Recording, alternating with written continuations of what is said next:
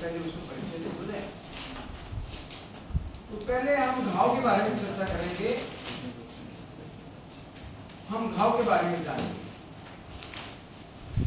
तो घाव हम किसको मानते हैं? तो मैं आप लोगों से ही पूछना चाहता हूँ, आप किसको मानते हैं, किसको कहते हैं घाव? एक एक करके आप किसको मानते हैं? कहाँ पड़ता है निशान?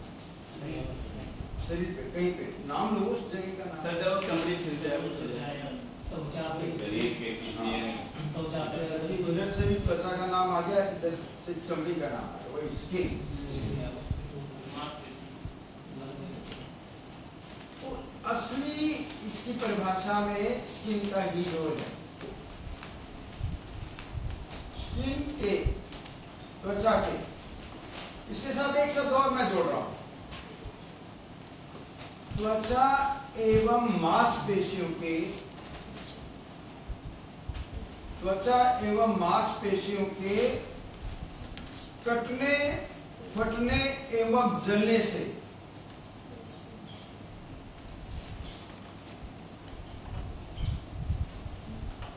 त्वचा एवं मांसपेशियों के कटने, फटने एवं जलने से उत्पन्न होने वाली स्थिति को घाव कहते हैं। त्वचा एवं मांसपेशियों का नाम दिया है, त्वचा के साथ मांसपेशियों का नाम दिया। लेकिन इस परिभाषा से हमें ये इस बात की जानकारी भी मिल जाती है कि घाव दो प्रकार के हैं। लेकिन त्वचा होती है बाहर, मांसपेशियां होती है भीतर। अगर घाव त्वचा के ऊपर होते हैं, यानी कि त्वचा के ऊपर होते हैं कि बाहर होते हैं, तो बाहरी घाव कहलाएंगे। और जो मांसपेशियों के ऊपर होते हैं घाव, मांसपेशियां होती है भीतर, वो भीतरी घाव कहलाएंगे। त्वचा एवं मांसपेशियां मैंने कहा ना, तो इससे पता लग जाता है घाव दो प्रकार के होते हैं, बाहरी घाव और भीतरी घाव।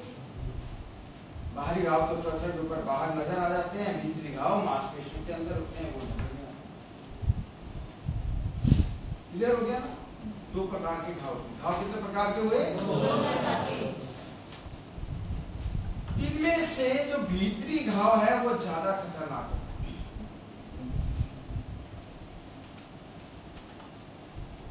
भीतरी घाव ज्यादा खतरनाक। कैसे होते हैं खतरनाक? क्योंकि इनका पता ही बहुत देरी से चलता है। बाहरी घाव तो तुरंत ही पता लग जाता है, त्वचा के ऊपर कट लगा, चोट लगी, घसीट लगा, बसने लगा, जला, है ना, तो उसका तुरंत उपचार भी हो जाता है, वो ठीक भी हो जाता है। लेकिन भीतरी घाव का पता ही देर से चलता है। आप इलाज पे इलाज करवाए जा रहे हैं, ठीक नहीं हो रहे, डॉक्टर फिर कहता है जांच करवाओ। जब जांच करवाई जाती है, जांच करने पे ही पता चलता है अरे इसके भीतर घाव हो रहा है। तब तक स्थिति काफी बिगड़ चुकी होती है। कई बार तो व्यक्ति की मृत्यु तक हो जाती है, एक स्थिति आगे बढ़ चुकी है भीतरी घाव के मामले। इसलिए भीतरी घाव ज्यादा खतरनाक है ना। भीतरी घाव जो होते हैं वो भीतर होते हैं, अपने आप में एक ही प्रकार हुआ, कोई और प्रकार हो नहीं सकता उसका, तो भीतर है। लेकिन बाहरी घाव 6 प्रकार के होते हैं। बाहरी घाव कितने प्रकार के होते हैं? वो 6 प्रकार कौन कौन से हैं? नंबर 1 कटे घाव। नंबर 1 कटे घाव। कटे घाव, ये घाव तेज धार वस्तुओं से हो जाते हैं। तेज धार वस्तुओं, जैसे चाकू, ब्लेड, शीशा या अन्य कोई तेज धार वाली वस्तु। इससे इन वस्तुओं से त्वचा पे या जब घाव होता है तो उसके किनारे बिल्कुल सीधे होते हैं। शीशे से कटेगा, त्वचा कटेगी तो सीधी कटेगी। किसी भी देखा होगा, देखा वस्तुओं से जब कट लगता है तो सीधे लगता है और खून का बहाव भी ज्यादा होता है। तो कटे घाव में खून का बहाव। दूसरे प्रकार के घाव हुए छिदे घाव। छिदे ये घाव नुकीली वस्तुओं से हो जाते हैं, जैसे सुई, कील, कांटा या सरिया इत्यादि, कोई भी नुकीली वस्तु। क्योंकि ये वस्तुएं शरीर के भीतर घुस जाती हैं ना, प्रवेश करती हैं, तो इन घाव में संक्रमण होने का खतरा ज्यादा होता है, इन्फेक्शन होने का खतरा ज्यादा होता है, क्योंकि ये चीजें भीतर घुस जाती हैं और रक्त का बहाव भी होता है। जरा सी सुई सुई के बाहर निकलती है तो खून निकल आता है, देखो उंगली में होता नहीं होता है, तो उसमें रक्त का बहाव भी होता है।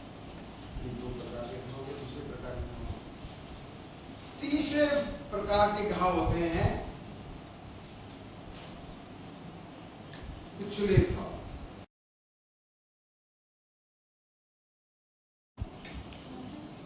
कुचले,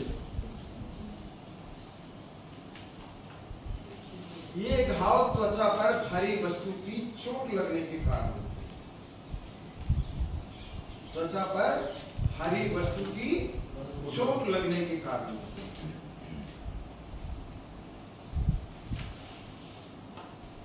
जैसे आप मान लो कील ठोक रहे हो, है ना, दीवार पे कील ठोक रहे हो, तो हथौड़ी से कील ठोक रहे हो, हथौड़ा या हथौड़ी जो भी हो, कील पे ना जाके आपके अंगूठे पे फटने लगती है, तो वहां से त्वचा कुचली हुई। इसमें त्वचा कटती फटती नहीं, कुचली जाती और वहां पर नील पड़ जाता है और खून जमकर गाढ़े लाल रंग का हो जाता है, वहां पर जहां त्वचा कुचली जाती है। ये कुचली घाव।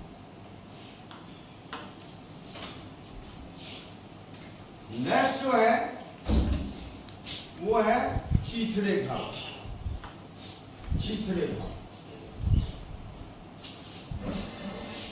ये घाव जानवरों के काटने से,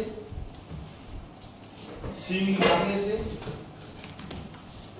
मशीनों के कल पुर्जों से, कई बार मशीनों में अंग आ जाते हैं ना, मशीनों के कल पुर्जों से और कांटेदार तारों से अथवा बम विस्फोट इत्यादि से हो जाते हैं।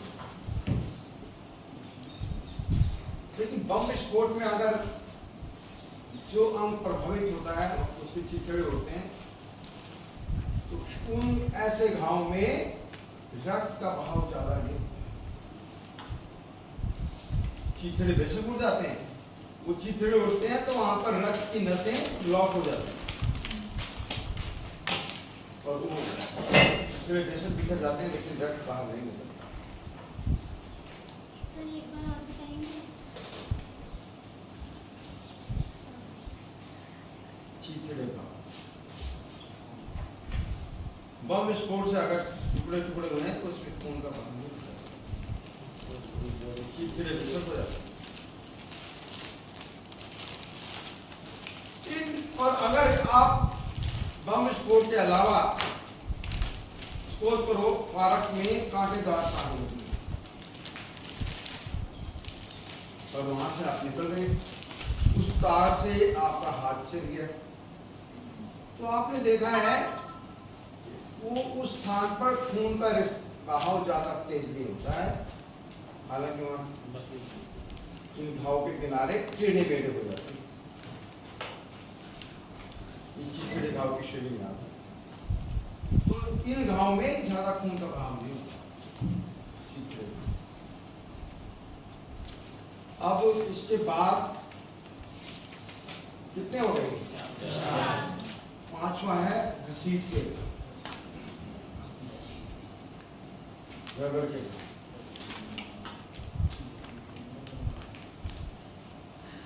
ये घाव अक्सर सड़क दुर्घटनाओं में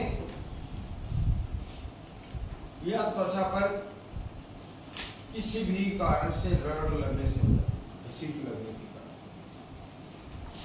क्योंकि आपको पहले बताया था मैंने ना, त्वचा के साथ कोशिकाओं का जाल बिछा है। तो जब त्वचा इसमें जख्मी होती है, इंजर्ड होती है, तो कोशिकाएं भी क्षतिग्रस्त होती है। त्वचा पर रगड़ लगने से वहां पर खून का रिसाव नहीं होता है ज्यादा। आपने देखा है डॉट डॉट डॉट नजर आएगा, बिंदी बिंदी बिंदी बिंदी नजर आएगा। देखा है ना, रगड़ लगने पे खून नहीं बहता है ज्यादा, क्योंकि कोशिकाओं का साइज ही बाल के बराबर है, उससे खून कितना निकलेगा। तो ये 5 प्रकार की। छठा अब आएगा। छठा है बंदूक की गोली के घाव, गन शॉट वुंड।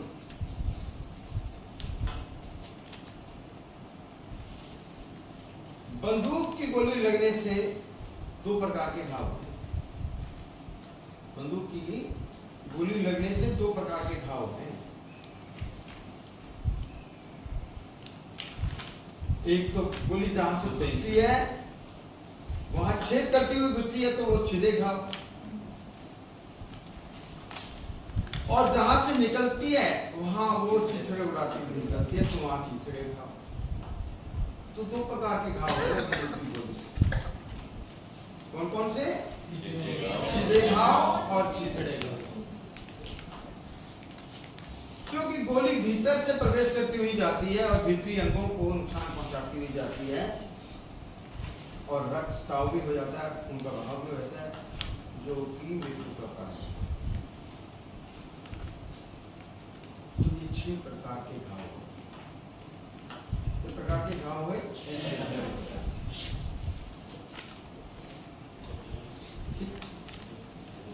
तो इन घावों के लक्षण क्या होते हैं? अक्सर घाव के लक्षण क्या होते हैं? घाव की स्थिति में आप क्या अनुभव करते हैं? क्या फील करते हैं घाव होने पर? दर्द, पीड़ा,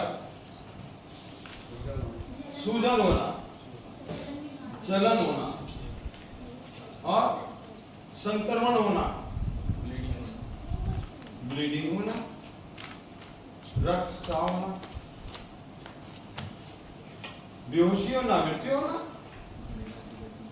और इसमें इससे पहले बीच में सदमे की बात तो आप भूल ही जाते हैं। सदमा हरेक उसमें हो जाता है, कोई भी दुर्घटना होती है तो सदमा वाली बात भूलिए नहीं, सदमे वाली बात ही छोड़िए। सदमा होने से बेहोशी होती है, फिर मृत्यु होती है ना। तो ये लक्षण होते हैं घाव।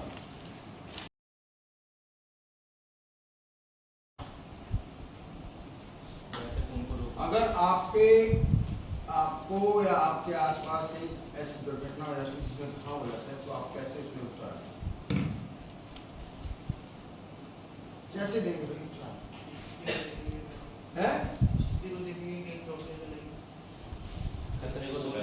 अरे हमारे सामने घाव की स्थिति है, आपने उपचार शुरू करना है, क्या देखना है उसमें?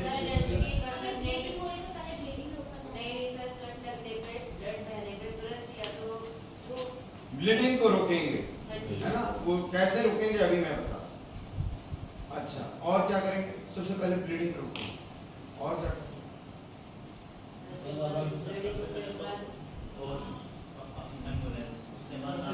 बड़ी दुर्घटना की बात है एम्बुलेंस की।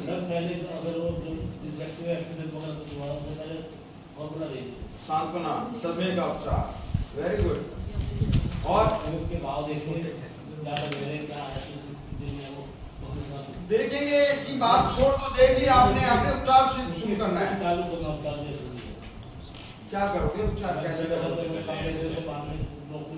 जैसे आप ये कह रहे हैं कपड़े से बांधेंगे, सीधा कपड़े से बांध देंगे, और क्या करेंगे?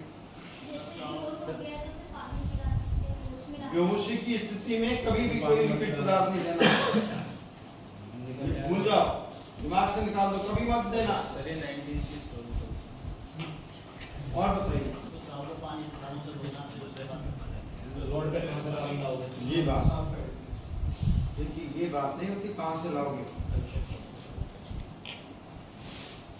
घाव को पहले साफ करना होता है। घर में अगर चोट लग जाती है तो आप क्या करते हैं? ये तो घर की बात है, बाहर अगर लगी तो क्या करोगे? वेरी गुड, आप हालांकि ठीक बता रहे हैं, आप शाम से ठीक है, लेकिन इससे पहले आपको स्वयं की सुरक्षा का ध्यान रखना है।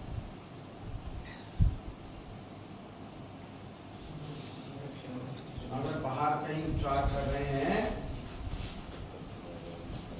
आप, वहां पर अगर इस तरीके से उसको मदद करने पहुंचे और उसके घावों को धोने लगे, वो ठीक है। ठीक इसलिए नहीं है कि हमें नहीं पता उसका जो ब्लड निकल रहा है वो व्यक्ति कितना संक्रमित है। कोई ऐसे ना हो कि कोई भयानक बीमारी से संक्रमित हो। कई बीमारियां एक दूसरे को इस तरीके से फैल जाती हैं, संक्रमित हो व्यक्ति हो जाता है, स्वस्थ व्यक्ति।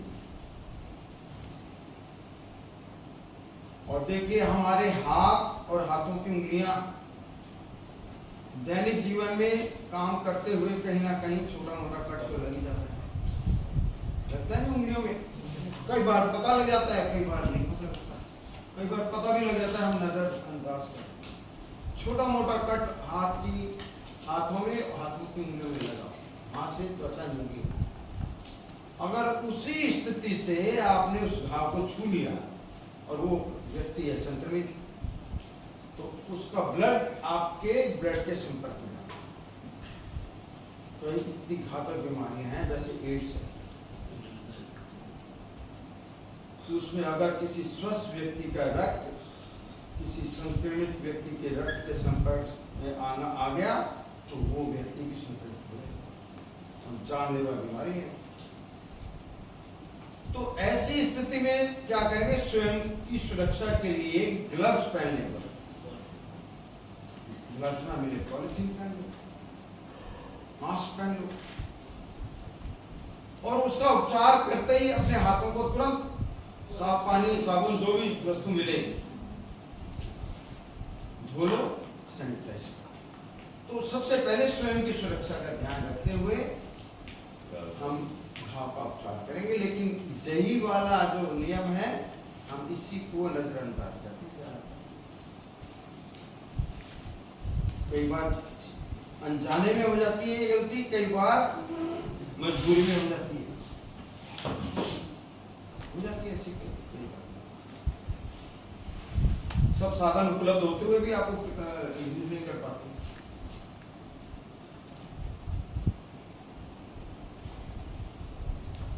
अचानक दुर्घटना हो गई, आप पहले दस्ताने ढूंढोगे। यहाँ लक्ष्मी नगर में बिल्डिंग कोलैप्स हुई, मैं मार्केट में था, मेरे पास फोन आया, पहुंचे सर मदद के लिए, तो पहले मैं दस्ताने लेने जाता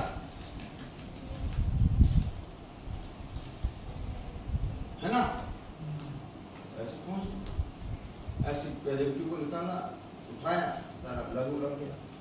लेकिन वो मजबूरियां हो, लेकिन अगर सामान्य परिस्थितियां हो तो अपने आप को सुरक्षित कर लेना है ना।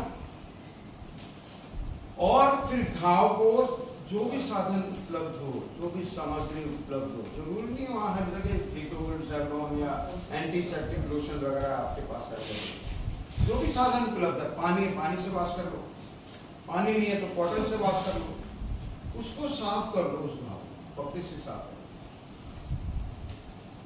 और साफ करते समय घाव की सतह पर अगर छोटे छोटे कण कंकर के, कांच के हैं, आसानी से हट सकते हैं, उनको हटाओ। अगर कोई चीज गहराई तक गड़ी हुई है उसको निकालो मत, उसको फिर गड़ी रहने दो, उसको कवर करके कॉटन से, कपड़े से, और सीधा फिर आप उसको ठीक